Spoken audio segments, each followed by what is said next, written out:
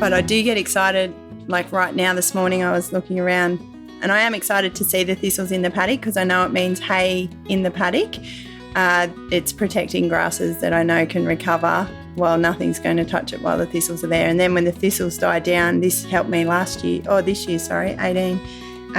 Thistles die down and there's a whole crop of grass underneath ready to go. So my auntie, rest in peace, used to always say thistles were like hay in the paddock, and I can see that now.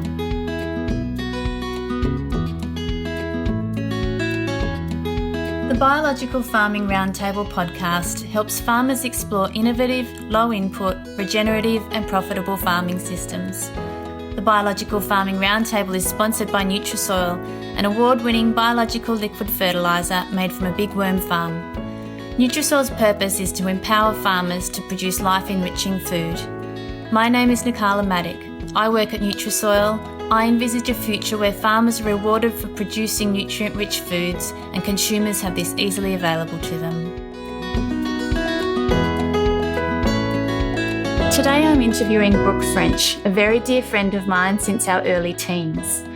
Brooke, along with her daughter Katie, who is 13, operate a 932-acre sheep and cattle property in Brungle Creek, New South Wales. 2 years ago, Brooke began to question how she operated her farm. She was a devoted herbicide user and took great pleasure in seeing her weeds die, but they kept coming back again. Through connections and friendships, Brooke started hearing about holistic management and how weeds were being reduced naturally without the monopoly of comeback that she experienced repeatedly. To farm holistically, Brooke has developed herself mentally, emotionally and spiritually. In the 2018 drought, Brooke did not feed out at all. This is my conversation with the amazing Brooke French.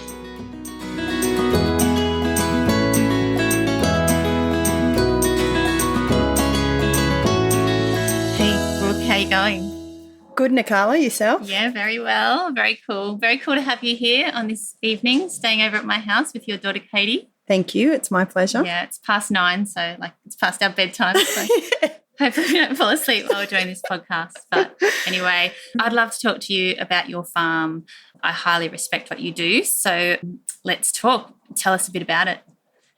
So I own 932 acres in Brungle Creek, which is between Tumut and Gundagai. I run sheep and cattle. It's undulating to hilly country, a lot of red clay soils. Our average rainfall is around 32 inches, which is 800 mil. This year we've only got just under 500 mil, so we're a fair bit behind like everyone else, but very grateful for what we've had. Yeah, right. So how long have you been on the farm? I bought the farm January 8 years ago, actually, nearly 8 years. Yeah, right. Okay. And you've lived in the area most of your life, like your dad was a farmer. And still is, yes. So Dad lives just down the road. We actually our paddocks join out the back, which is great. Very handy to have Dad there. I call him my unpaid manager. Yeah, absolutely. You said that you've only had just over half, really, of your rainfall this year. It's been a drought. Everyone's sort of feeling it at the moment. Have you ever experienced a drought like this in your lifetime before? In my lifetime, yes, but not in my time as farming. So I didn't really feel the pain of it, prior to now, because it was never my responsibility before. It was Dad's farm, and I did have a smaller farm with my daughter's father, and we did it tough one year, and I was pregnant with my daughter and we had cattle out on the road.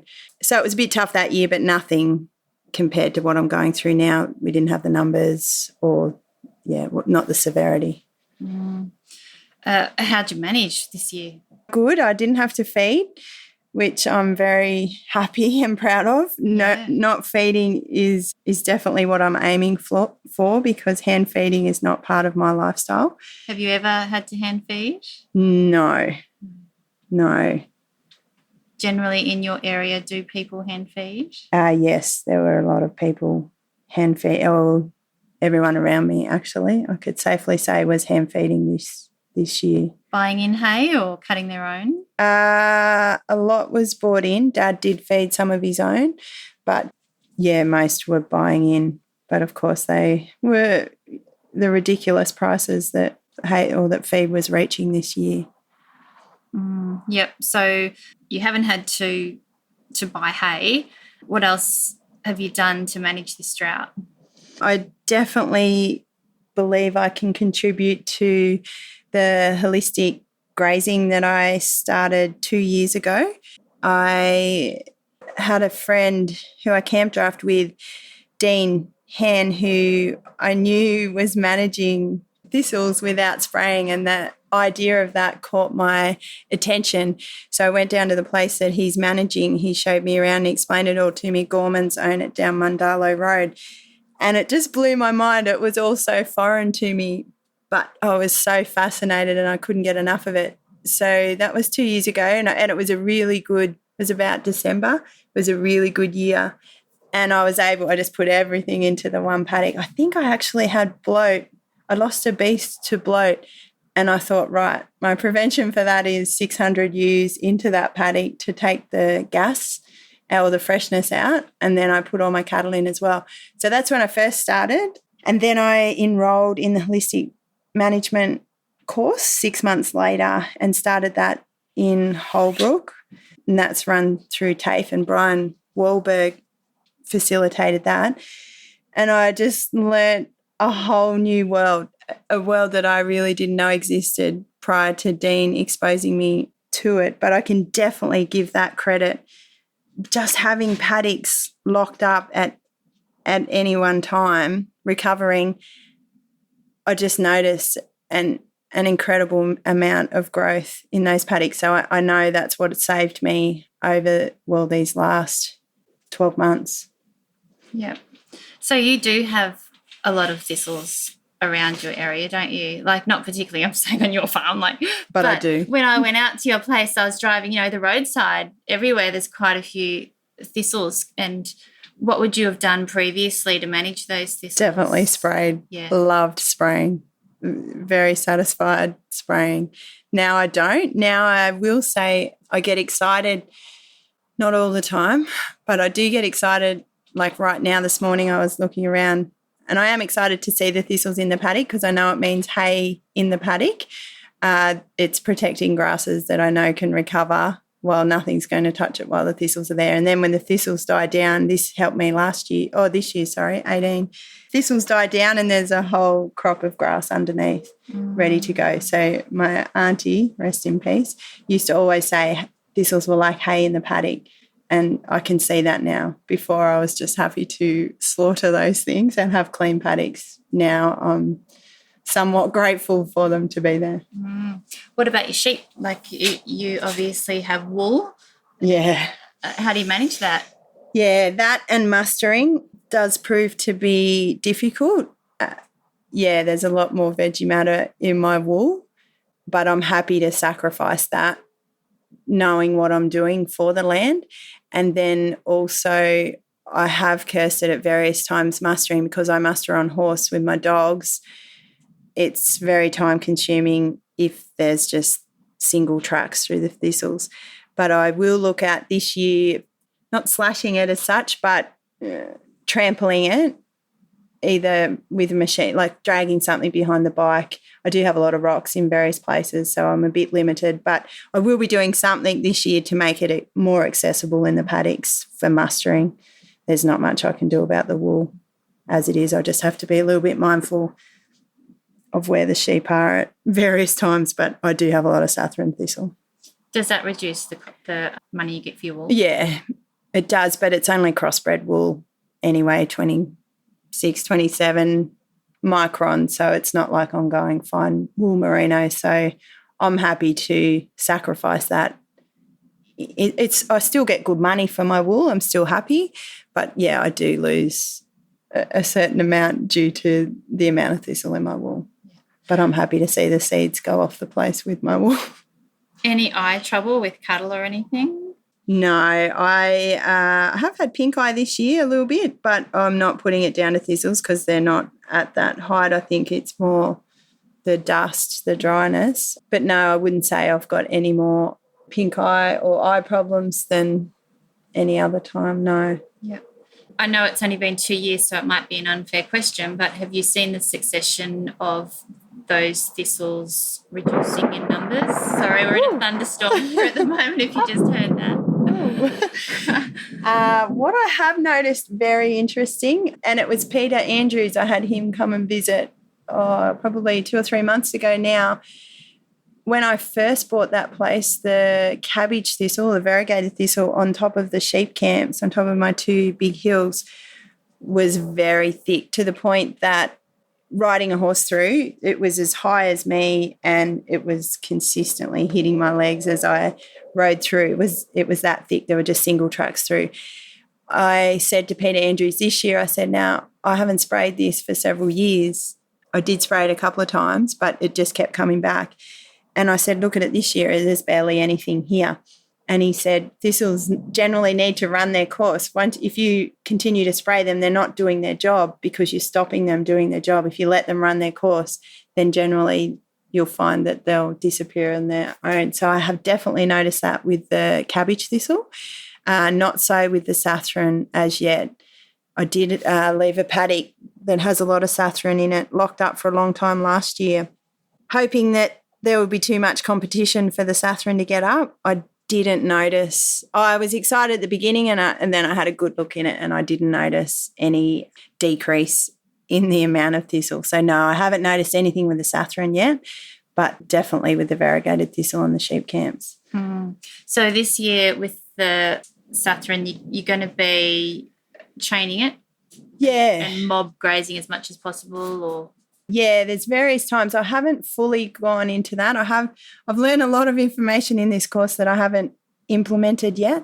Still implementing piece by piece as I'm ready to tackle it, but that is something that I'm yet to implement. So no, I'm not ready. I'm ready, but I haven't done it yet. Yep. Time, money. Yeah. Yeah. So fences, water points, what are your thoughts of the things that you want to do? So I have, since I started the course, I've split one of my bigger paddocks up and I've put 2 tree lines in. I haven't planted the trees yet due to the dry spell. So I've got one paddock subdivided. I do plan to subdivide several more. I don't have any intentions of doing temporary fencing. Running over the hills with electric fencing is not part of my daily lifestyle either. Have you seen it done? In your hilly area, does anyone do it? No. No one actually in my area, in my direct area, is doing holistic management at all. It's all set stocking, or mainly set stocking. I do see people rest a paddock, but that is all it is. It's rest. It's not recovery. Yeah, so no, I haven't seen anyone temporary fencing in my area.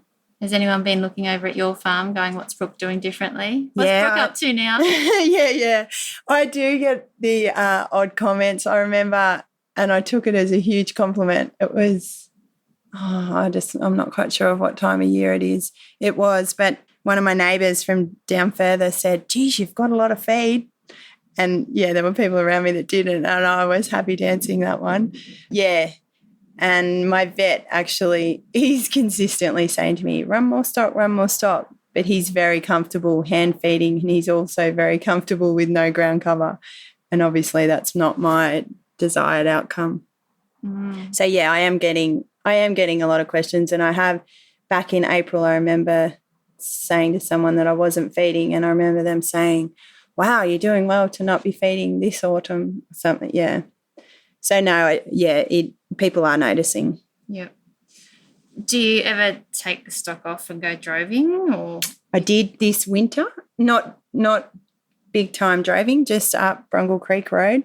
I think for about 3 weeks, 3 or 4 weeks I did this year. My paddocks, we're getting bare. I used one as a sacrifice well, when I say bare, I don't mean probably what the traditional term of bare means. Bare for me is, still got ground cover but getting really short.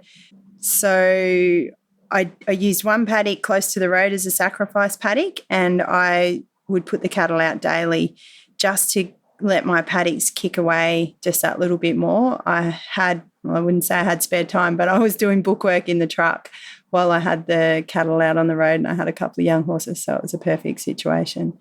But that definitely did, gave me 3 weeks of recovery in all my paddocks. I did keep the steers, and I had 4 sets of twins last year, so in my cows. So I kept them and my steers, anything I wanted to sell, in a good paddock at home, and just took the rest. And obviously the sheep, I didn't put them out on the road either. But yeah, it definitely made a difference. It just gave me a little bit of leeway, I guess. Yeah. Do you have to get a permit to do that? Yeah, I had to get a permit. They were very nice. Considering the season, it was very good rates, for some roadside grazing, just because it was between my father's place and my place. What about selling off stock? Have you had to sell any off? Yes, I have. Yeah, it was a tough decision actually. And that's my decision going forward with what we're in at the moment. I sent 6 decks of sheep off probably 2 or 6 to 8 weeks ago now.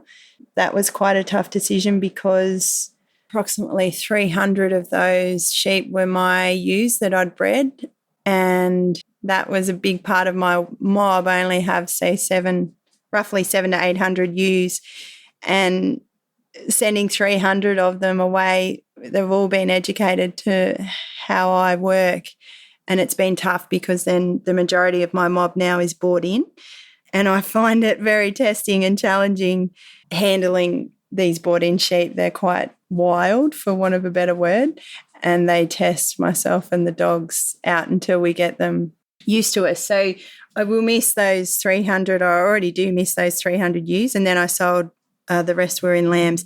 Then I've sent 2 decks of cattle off as well, but I have a lot more cattle to offload.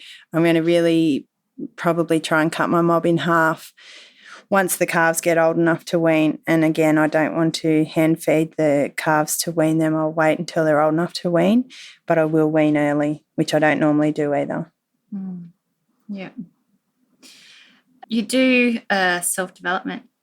Yes. Yeah. So do you think that your coaching that you receive and your self-development general mindset has helped you get through this drought? Yeah, absolutely. It's definitely helped me as a person. And then, I don't have, I might get down with, let's say lambing, and I have lose a few ewes to prolapse, and I get down, but I pick myself up very quickly.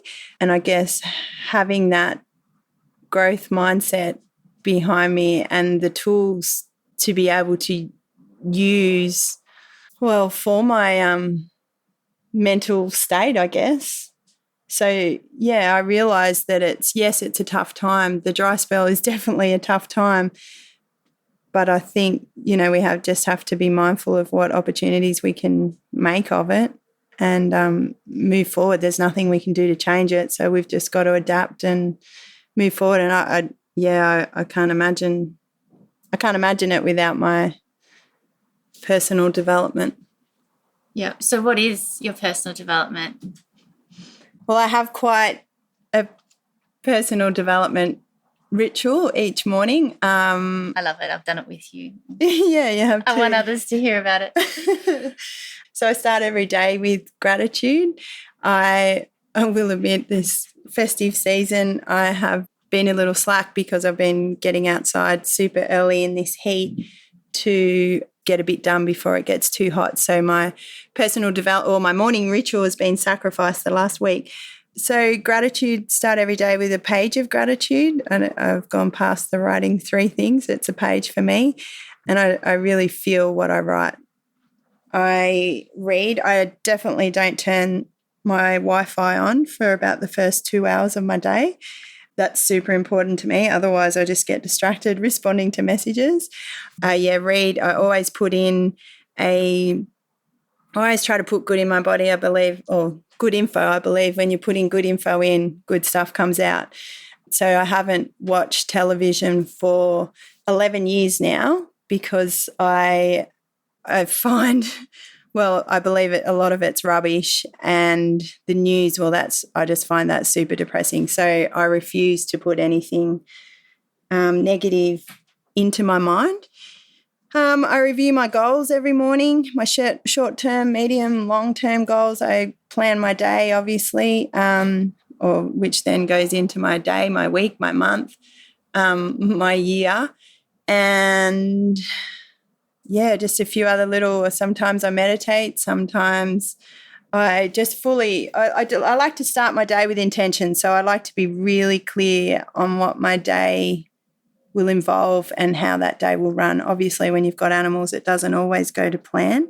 But yeah, if I start my day with intention and if I start it in a good way, focusing on me for the first hour or so, then keeping in mind I get up at 5 o'clock too. So it's not that I get out in the paddock late. It's just I get up extra early to do it. So yeah, if I start my day like that, I know that my day will run a lot smoother than if I happen to sleep in and missed half of that. I can't even imagine what my day, I just don't like it at all. Yep. So what would a normal day look like for Brooke French? A normal day, depends if it's 41 degrees or not. A normal day, normal weather would be 5 a.m. start, up, definitely put the kettle on. I only have 1 cuppa a day. I'm very mindful of hydration. So 1 cup of tea, and that first one of the morning is my favourite. So that's when I have it. And then straight into my gratitude, my goals, my reading, putting the good stuff into my mind, and then out into the paddock for whatever I've planned for the day. Yeah, it could be a variable, or it could vary, sorry. Yeah, it totally depends on what I'm doing. Sheep, cattle. I just have to tell the listeners because we're in this really hot box room. There's a storm outside and my dog has storm anxiety. So she's come in and she's panting. So it is not Brooke and it's not me. If you can hear a dog panting, she's just here with us panting. So carry on. You're out in the paddock, Brooke. Yeah, so look, it could involve so many things, whether it's patching fences, whether it's moving stock or marking calves, marking lambs, yeah, so many different things. And then I try to, which I'm very far behind at the moment, try to squeeze in some bookwork there as well. Yeah, plus I have I'm a big believer of the work-life balance, so I also make sure I take time for me. So whether it's going over to Wagga to take my daughter out on a date night because she's at boarding school now, or I do dance lessons. So yeah, it just depends what's on as to how my day unfolds. But alcohol, you gave up alcohol maybe 14 months ago. Yes. Yeah. What was your reason for that? Has that helped you with your farming and your mindset, or hydration? Hydration was the reason I gave it up. Became very focused on not dehydrating myself, I guess. I heard somewhere that if you on a cruise actually with a naturopath in America, and he said for every cup of tea, coffee, alcohol or soft drink you have, you should have 6 glasses of water to counteract the dehydration. I was like, whoa, right. That's where the 1 cup of tea a day came in. And I was never a big soft drinker unless I mixed it with alcohol, but I thought, right, I would have a couple of ciders of an afternoon now and then. So I started cutting that back, and then I started cutting back less when I'd go out, and then eventually I just gave it up because I thought, what's the point? I hydrate all day and then I dehydrate every time I have a drink. So I just stopped it. It was the best decision I've ever made, and I've never looked back. Look, I don't know that it helps me run my farm better because I wasn't an excessive drinker. So, but in my well-being, for sure, I feel amazing all the time. I don't ever wake up groggy unless I haven't had enough sleep. And yeah, so I guess you get more days on the farm because there's no hangovers from if you've had a night out. Yeah. Yep. And, you have that afternoon drink and then you don't want to go out exactly. and do the evening work. That's right. Yeah. So, yeah, very happy to be water being the only thing I put in my mouth. Yeah. With your business coaching, you have found a way to diversify your farm and get more income in. Do you want to tell us about the plans for that? Yeah, I'm very excited about that. I decided, it was actually after my 40th, my girlfriend cleaned the shearing shed out for me because it looked like it was going to rain, and we had a band, and Nikala's hubby, actually, Darren, as the sticky undies. Yeah. As the band. So I looked at the shearing shed after my 40th and I thought, wow, what a great space. This is not getting utilised to its full potential. And I thought of starting an Airbnb.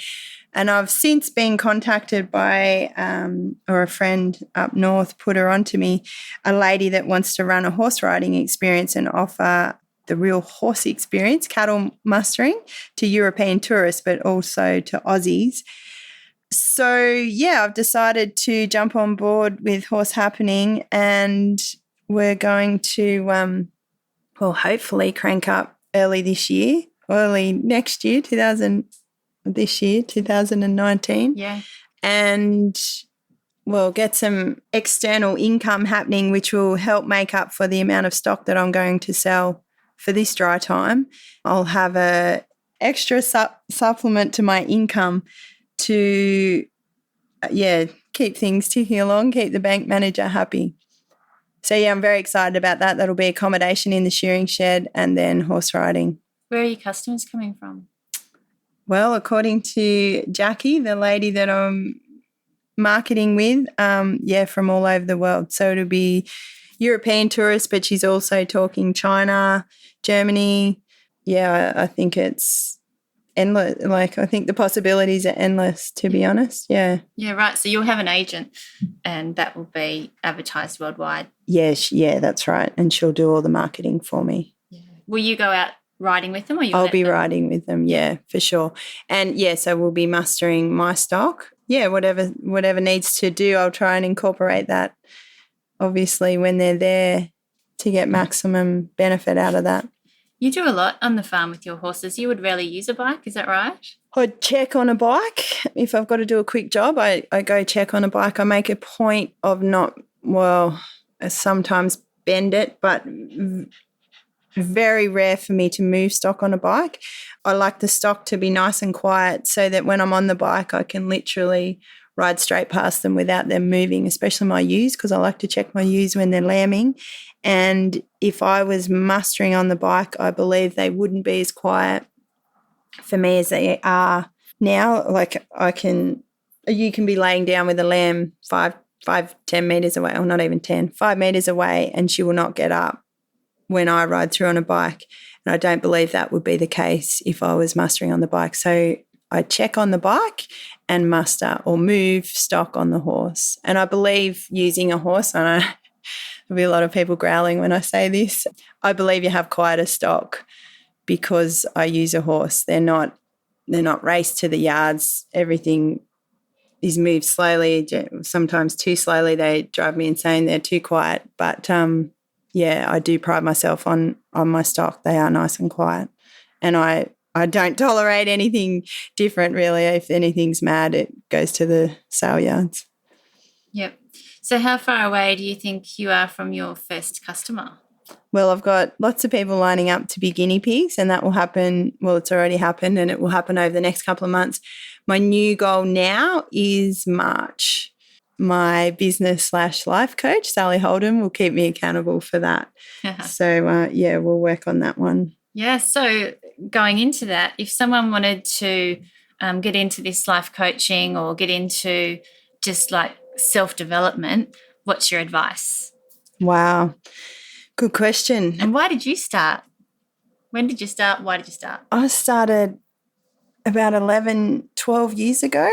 Possibly now. It was actually very random.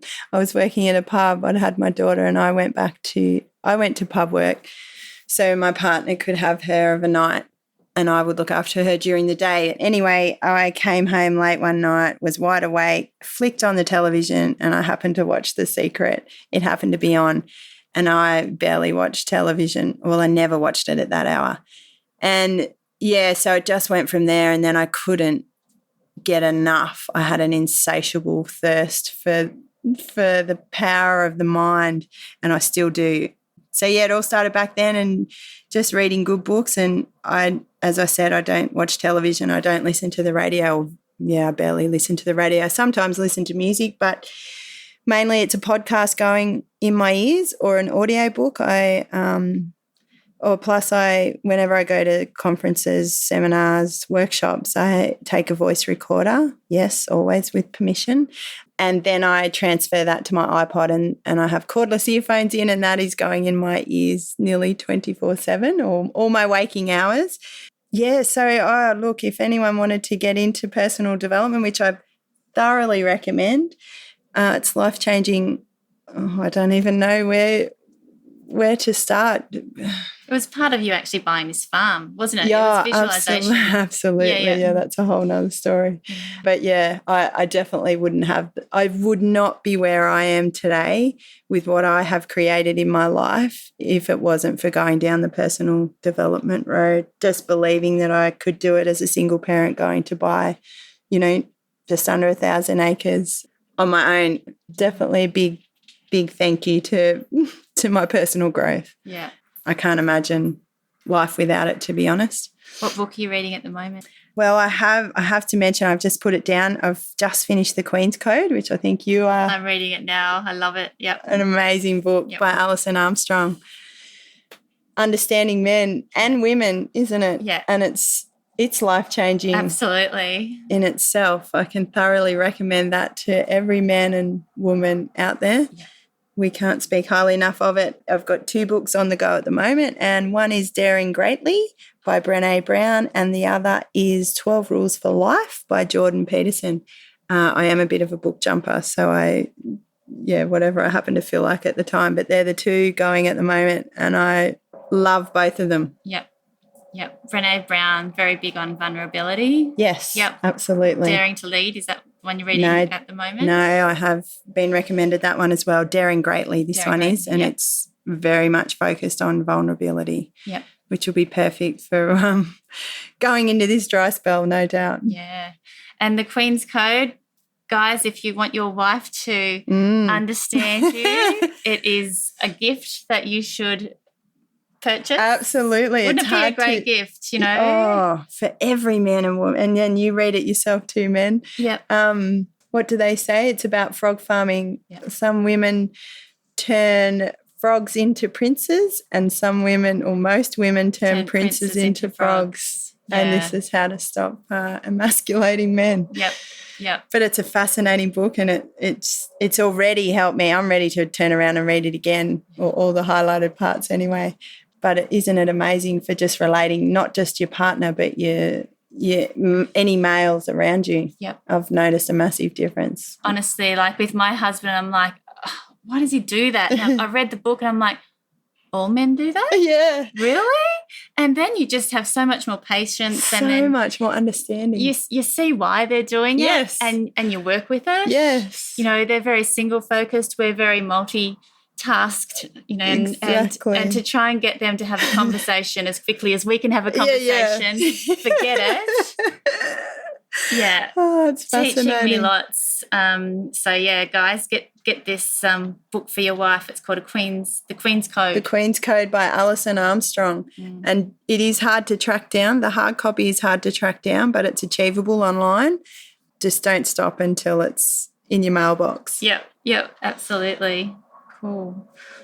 So low input. You were so low input, like you don't even use herbicide anymore. No, I am low input these days, which is great. So I haven't supered. Well, I'm only early days with that, but it's probably 3 years now since I've supered. And was that challenging to stop doing that? No, it wasn't. The thought, I did have Dad saying, it'll be interesting to see if you can fat and stop in about 5 years' time. So, it's still time will tell for me. They're saying, will the phosphorus deplete, Yeah, yep. So, that'll be a time for tell. It definitely wasn't challenging for me because I'd probably only done it 2 or 3 times in those.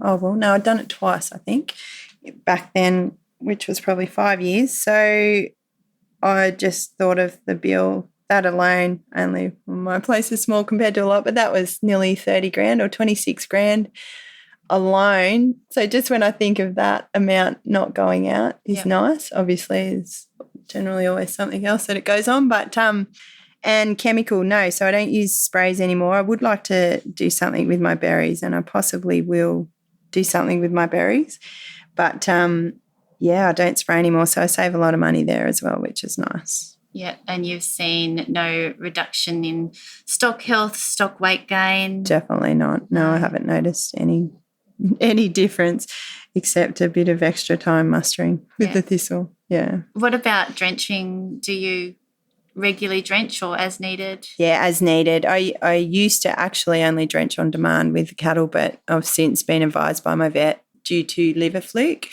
that to drench. So I do egg counts, mainly with my sheep, the egg counts, and the cows get drenched once a year when we preg test. But yeah, I drench on egg counts. But I have noticed a significant reduction with my ewes. Like come lambing 2 years ago, I had very low egg counts. I can't remember exactly what they were, but we did drench, but that was very border. No, I didn't drench the singles, sorry, drenched the twins.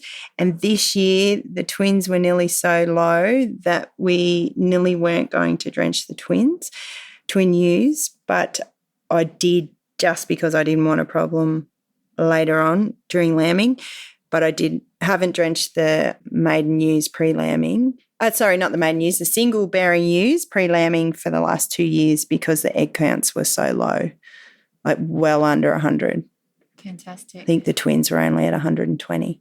Yeah, so that I've definitely noticed that, and that would be because they're grazing on higher grass.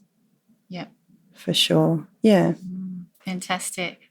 Well, Brooke, I've loved chatting with you. We'll call the show a night, but I'm sure you and me will keep talking. Well, no, we'll probably go to bed. Yeah, it's past our bedtime. We'll catch up in the morning. But thank you so much. It's been great. Thank you, Nicola. It's been an absolute honour. I also want to add, I have learned a lot. I still have so much to learn. And I've also, I've learned a lot that I still need to implement. So I'm by no stretch qualified or definitely haven't learned it all yet, but I'm out there, I'm having a crack, and I'm keen to learn as much as I can to keep moving forward with the regenerative farming. Yep. It's exciting. Yep, absolutely. You're out in the arena. I'm out in the arena. When no one else is out there in your area. Yeah, that's right. So you lead the way, girl. Oh, thanks. All right. See you later. Bye. Please follow the Biological Farming Roundtable podcast. Share it with your friends and networks. I'm Nicola Maddock and I work at Nutrisoil, a liquid biological fertiliser made from a big worm farm whose purpose is to empower farmers to produce life-enriching food.